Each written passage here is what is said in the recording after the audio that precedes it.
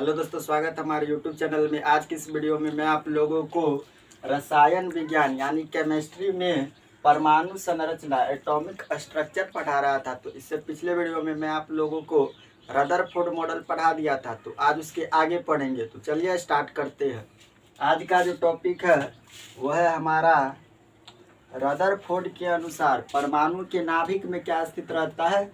Proton स्थित रहता है, जबकि इलेक्ट्रॉन बाहर वृत्तीय कक्षा में चक्कर लगाते हैं। ठीक है। रदरफोर्ड के अनुसार रदरफोर्ड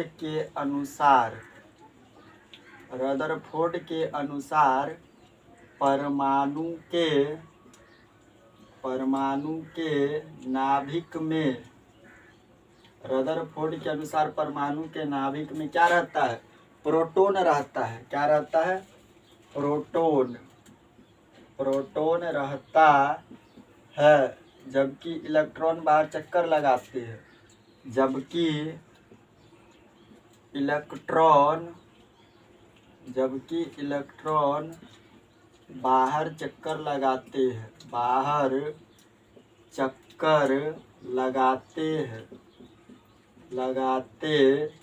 हैं।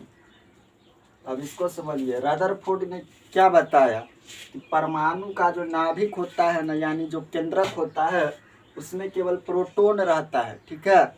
और इलेक्ट्रॉन क्या करता है कि उसके चारों ओर चक्कर लगाता है। यह किसने कहा था? तो रदरफोर्ड ने कहा था। ठीक। उसके बाद समझिए आप, बोरबरी मॉडल क्या था? बोरबरी मॉडल आज का जो टॉपिक है वो है बोरबरी मॉडल।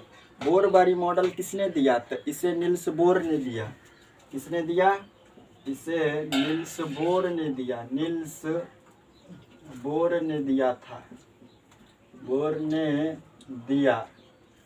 बोरबरी मॉडल किसने दिया? तो नील्स बोर ने दिया। ठीक है। इनके अनुसार परमाणु के केंद्र में नाभिक होता है। ठीक है।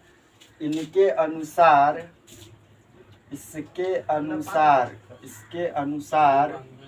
परमाणु के केंद्र में नाभिक होता है। इसके अनुसार परमाणु के केंद्र में नाभिक होता है। इसके अनुसार परमाणु के केंद्र में क्या होता है? नाभिक होता है। इसके अनुसार परमाणु के केंद्र में नाभिक होता है। और इलेक्ट्रॉन क्या होता है कि इसकी वृत्तीय कक्षा में चक्कर लगाते हैं, तथा इलेक्ट्रॉन वृत्तीय कक्षा में चक्कर लगाते हैं।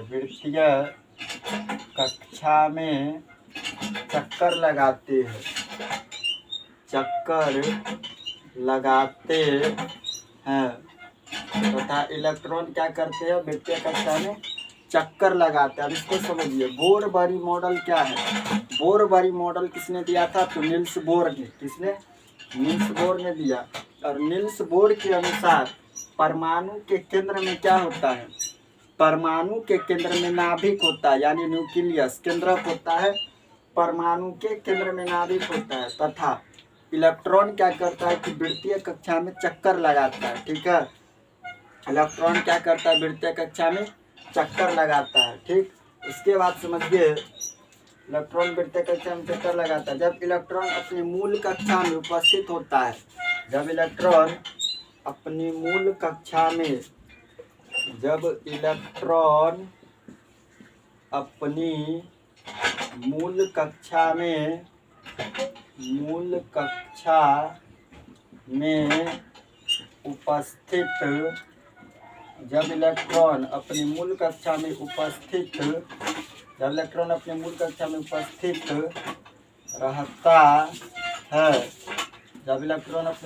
उपस्थित होता है, तो वह ऊर्जा का उत्सर्जन नहीं करता है। ऊर्जा का उत्सर्जन नहीं करता है।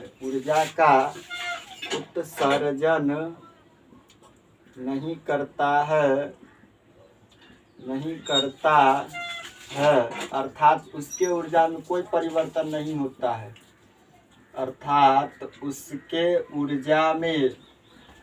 अर्थात उसके ऊर्जा में कोई परिवर्तन नहीं होता है, कोई परिवर्तन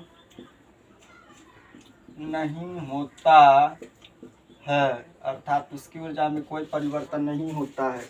इस बात को समझिए, जब इलेक्ट्रॉन अपनी मूल कक्षा में उपस्थित रहता है या फिर चक्कर लगाता है, उपस्थित रहता है या फिर चक्कर लगाता है, यहाँ पर क्या होगा, चक्कर लगाता है। जब कोई इलेक्ट्रॉन अपनी मूल कक्षा में चक्कर लगाता है, चक्कर लगाता है, जब कोई इलेक्ट्रॉन अपनी मूल कक्षा में, कहा मूल कक्षा में जब चक्कर लगाता है तो वह ऊर्जा का उत्सर्जन नहीं करता, मतलब ऊर्जा जो नहीं निकालता है, ठीक है, अर्थात उसके ऊर्जा में कोई भी परिवर्तन नहीं होता है जब वह अपने मूल कक्षा के अंदर रहता है तो, ठीक है। उसके बाद समझिए, जब कोई इलेक्ट्रॉन नाभिक से दूर वाली कक्षा में आता है, जब कोई इलेक्ट्रॉन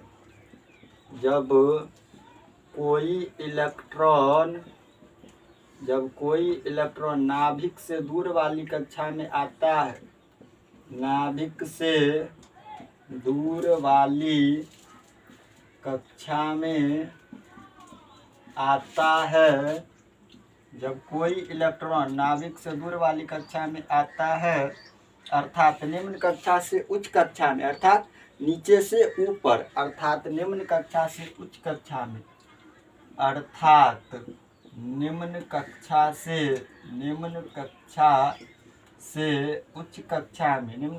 उच्च कक्षा में जाता है तो वह बाह्य स्रोत के ऊर्जा को क्या करता है, प्रवाह करता है, अर्थात निम्न कक्षा से उच्च कक्षा में जाता है, उच्च कक्षा में जाता है, उच्च कक्षा में जाता है, निम्न कक्षा से उच्च कक्षा में जाता है, अर्थात क्या करता है कि बाह्य स्रोत से ऊर्जा ग्रहण करता है, बाह्य स्रोत से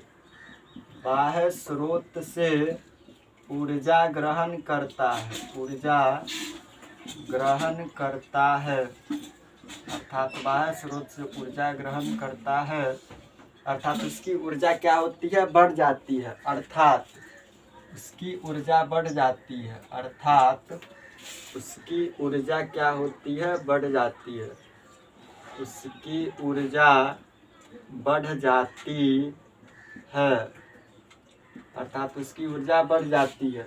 अब इस बात को आप समझिए, जब कोई इलेक्ट्रॉन है, ठीक है, कोई इलेक्ट्रॉन नाभिक से दूर वाली कक्षा में, मतलब अपने नाभिक से दूर वाली कक्षा में जब आता है, अर्थात निम्न कक्षा से उच्च कक्षा में जाता है, मतलब नीचे से ऊपर जाता है, निम्न कक्षा से उच्च कक्षा में जाता है, तो वह बाह्य स्रोत से ऊर्जा ग्रहण करता है। कहाँ से, बाहरी स्रोत से ऊर्जा को ग्रहण कर लेता है, अर्थात उसकी ऊर्जा बढ़ जाती है। जब वह बाहरी स्रोत से ऊर्जा को ग्रहण करेगा तो उसकी ऊर्जा बढ़ जाती है, ठीक। उसके बाद समझिए, जब कोई इलेक्ट्रॉन नाभिक के दूर वाली कक्षा से, जब कोई इलेक्ट्रॉन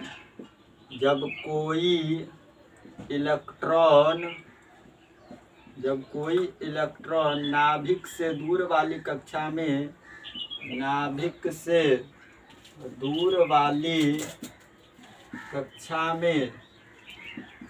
जब कोई इलेक्ट्रॉन नाभिक से दूर वाली कक्षा में नाभिक के समीप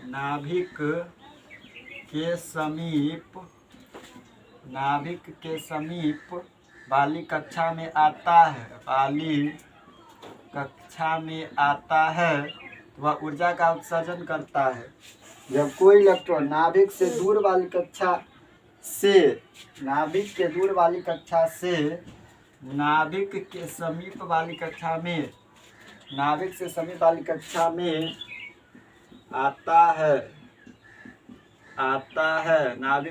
वाली कक्षा में आता है, तो वह ऊर्जा का उत्सर्जन करता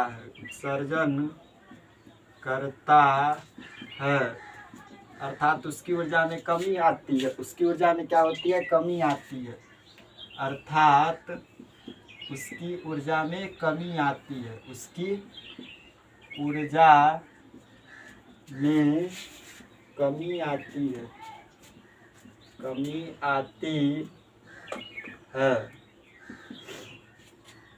अब इसको समझिए, जब कोई इलेक्ट्रॉन है नाभिक से दूर वाली कक्षा से, जब कोई भी इलेक्ट्रॉन अपने नाभिक के दूर वाली कक्षा से जब नाभिक के समीप, यानी समीप का मतलब नज़दीक, जब कोई इलेक्ट्रॉन अपनी नाभिक से दूर वाली कक्षा से नाभिक के समीप यानी नज़दीक जाता है, ठीक है, तो वह ऊर्जा का उत्सर्जन करता है। क्या करता है? ऊर्जा को निकालता है, अर्थात उसकी ऊर्जा क्या हो जाएगी? बढ़ जाती है। ठीक, अब इसको एक बार फिर से शुरू से समझिए। आज का जो हमारा टॉपिक था वह था केमिस्ट्री में परमाणु संरचना के बारे में, यानी एटॉमिक स्ट्रक्चर के बारे में। ठीक, तो आज हमने क्या पढ़ा? इससे पिछले वीडियो में पढ़े थे रदरफोर्ड मॉडल के बारे में, और उसके आगे आज पढ़ रहे हैं। तो रदरफोर्ड के अनुसार परमाणु के नाभिक में क्या होता है? प्रोटॉन रहता है। क्या रहता है? प्रोटॉन, जबकि इलेक्ट्रॉन बाहर में चक्कर लगाते रहता है। ठीक, आज का जो टॉपिक था वो था बोर बरी मॉडल। तो बोर बरी मॉडल किसने दिया? तो इसे नील्स बोर ने दिया। किसने? नील्स बोर ने दिया। इसके अनुसार परमाणु के केंद्र में क्या होता है? तो नाभिक होता है। बोर बरी मॉडल के अनुसार परमाणु के केंद्र में नाभिक होता है, तथा इलेक्ट्रॉन क्या करता है कि वृत्तीय कक्षा में चक्कर लगाता है। ठीक, और जब इलेक्ट्रॉन अपनी मूल कक्षा में, मतलब बीच में, जब इलेक्ट्रॉन अपनी मूल कक्षा में चक्कर लगाता है तो वह ऊर्जा का उत्सर्जन नहीं करता, मतलब ऊर्जा नहीं निकालता है, अर्थात उसके ऊर्जा में कोई परिवर्तन नहीं होता है। ठीक, उसके बाद है जब कोई इलेक्ट्रॉन नाभिक से दूर वाली कक्षा में, जब कोई इलेक्ट्रॉन है अपने नाभिक से दूर वाली कक्षा में आता है, अर्थात निम्न कक्षा से उच्च कक्षा, मतलब नीचे से ऊपर जाता है, निम्न कक्षा से उच्च कक्षा में जाता है, तो बाह्य स्रोत से ऊर्जा ग्रहण करता है, मतलब बाहर से ऊर्जा को ग्रहण करता है। ठीक है, अर्थात उसकी ऊर्जा क्या होती है कि बढ़ जाती है, क्योंकि वह बाहर से ऊर्जा को ग्रहण किया है। उसके बाद जब कोई इलेक्ट्रॉन नाभिक से दूर वाली कक्षा से, जब कोई इलेक्ट्रॉन है नाभिक के दूर वाली कक्षा से नाभिक के समीप वाली कक्षा में, मतलब नाभिक के दूर से नाभिक के समीप यानी नज़दीक वाली कक्षा में आता है, तो वह ऊर्जा का उत्सर्जन करता है, मतलब ऊर्जा निकालता है, अर्थात उसकी ऊर्जा बढ़ जाती है। ठीक है, तो इतना आप लोग समझ गए। उसके बाद आगे देखिए, उसके बाद है इलेक्ट्रॉन, प्रोटॉन तथा न्यूट्रॉन के बारे में। इलेक्ट्रॉन, प्रोटॉन और न्यूट्रॉन है। अगला टॉपिक क्या है? इलेक्ट्रॉन, प्रोटॉन और न्यूट्रॉन के बारे में, उसको समझिए। इलेक्ट्रॉन, प्रोटॉन और न्यूट्रॉन।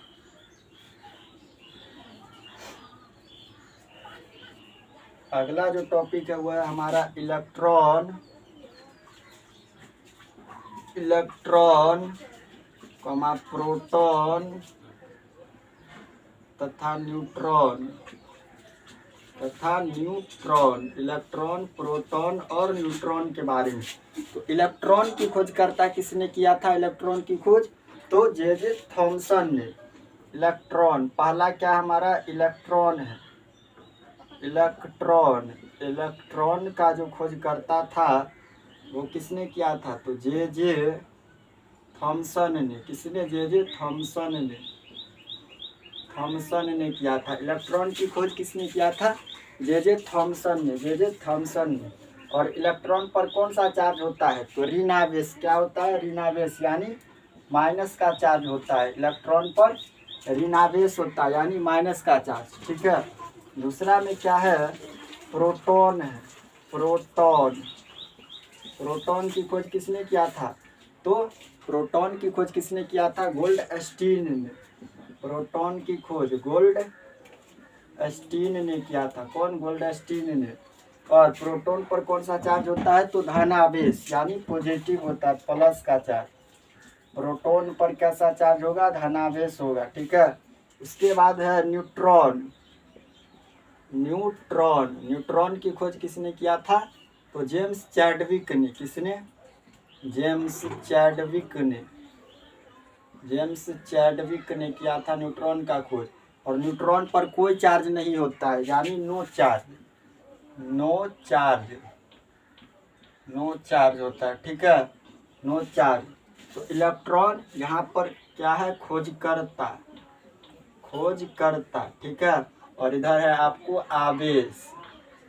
इधर क्या है? आवेश है। ठीक, तो इलेक्ट्रॉन, प्रोटॉन तथा न्यूट्रॉन। तो तो इलेक्ट्रॉन की खोज किसने किया था? जे थॉमसन ने। इलेक्ट्रॉन पर ऋण आवेश होता है। और प्रोटॉन का खोज गोल्डस्टीन ने किया था, प्रोटॉन पर धनावेश होता है। न्यूट्रॉन की खोज जेम्स चैडविक ने किया था और न्यूट्रॉन पर कोई चार्ज नहीं होता है। ठीक, उसके बाद समझिए परमाणु भार। भार सबसे अधिक किसका होगा? सबसे अधिक भार होगा न्यूट्रॉन का। सबसे अधिक भार होगा न्यूट्रॉन का, उसके बाद सबसे अधिक बार होगा न्यूट्रॉन का, उसके बाद प्रोटॉन का, उसके बाद इलेक्ट्रॉन का, उसके बाद किसका होगा? इलेक्ट्रॉन का होगा। ठीक है, यहाँ पर कैपिटल ई होगा। सबसे अधिक भार किसका होता है? न्यूट्रॉन का। सबसे अधिक भार न्यूट्रॉन का और सबसे कम इलेक्ट्रॉन का। उसके बाद भेदन क्षमता सबसे अधिक, भेद क्षमता सबसे अधिक किसका होगा? न्यूट्रॉन का। उसके बाद प्रोटॉन का, उसके बाद इलेक्ट्रॉन का, उसके बाद किसका होगा? तो इलेक्ट्रॉन का होगा। अब इसको समझिए, भार। भार का मतलब हो गया कि सबसे अधिक भार किसका होता है? तो लास्ट से होता है। ठीक है, सबसे अधिक भार होता है न्यूट्रॉन का और उसके बाद होता है प्रोटॉन का और उसके बाद लास्ट में इलेक्ट्रॉन का। और भेद क्षमता सबसे अधिक होता है न्यूट्रॉन का, उसके बाद प्रोटॉन और उसके बाद इलेक्ट्रॉन होता है। ठीक है, तो आज के लिए इतना ही। आज हमने क्या पढ़ा? परमाणु संरचना के बारे में, बोर बरी मॉडल क्या था उसके बारे में पढ़े, और इलेक्ट्रॉन, प्रोटॉन और न्यूट्रॉन का खोज किसने किया और इस पर कौन कौन से चार्ज होते हैं। और भार सबसे अधिक होता है न्यूट्रॉन का, सबसे कम इलेक्ट्रॉन का। भेद क्षमता सबसे अधिक न्यूट्रॉन का, सबसे कम इलेक्ट्रॉन का होता है। अगले वीडियो में मिलते हैं, तब तक के लिए जय हिंद, जय भारत।